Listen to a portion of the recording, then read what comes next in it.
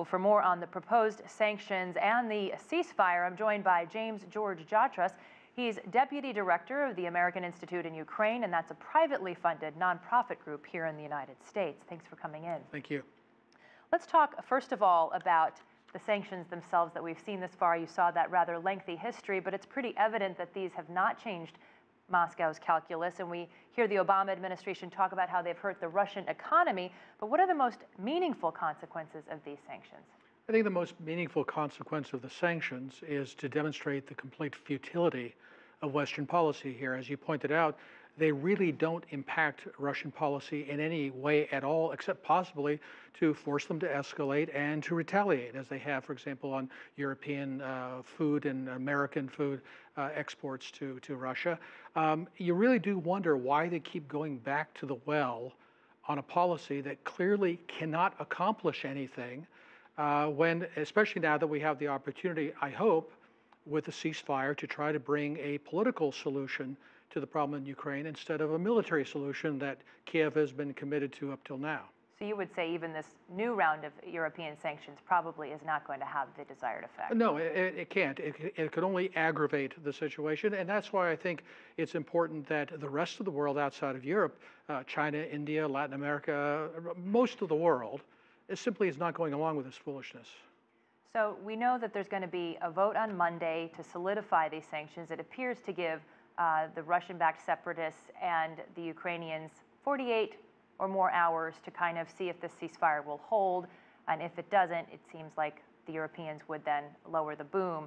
What would it take to lift these sanctions altogether, though? That's a good question, because it gets back then to the question of Crimea, which the Western governments have all sworn on a stack of Bibles that they will never accept.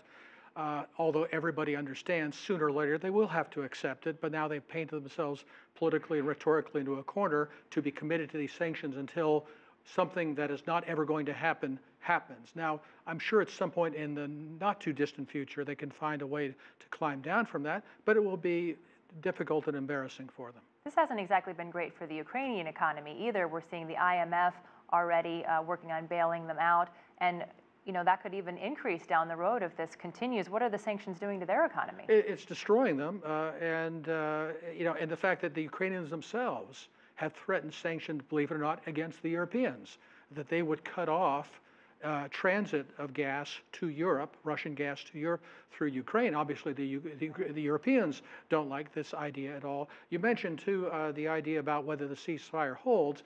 There is good reason on both sides in Ukraine, the government side and the anti-government side, why they might violate the ceasefire for military reasons on the ground. But that threat of further sanctions certainly gives more incentive to Kiev to make sure that the ceasefire breaks down if they think it'll lead to further sanctions on the Russians. And what about the Russian retaliatory sanctions? You were alluding earlier to food sanctions, but what do you think their next step will be? Will it be going to more gas cutoffs? I think they'd be very hesitant to do that because it is a big cash cow for them. That would be something akin to cutting off your nose to spite your face. I think one thing that the Russians have shown in all this is their ability to respond surprisingly and asymmetrically. When the Europeans had the food export sanctions slapped on them, they seemed outraged and surprised. Why would they do that? What made them think of that? We didn't talk about food. Well, the Russians talked about food. So I wouldn't be at all surprised if, when they do retaliate, if they do retaliate, it's something people will say, hey, I didn't think of that.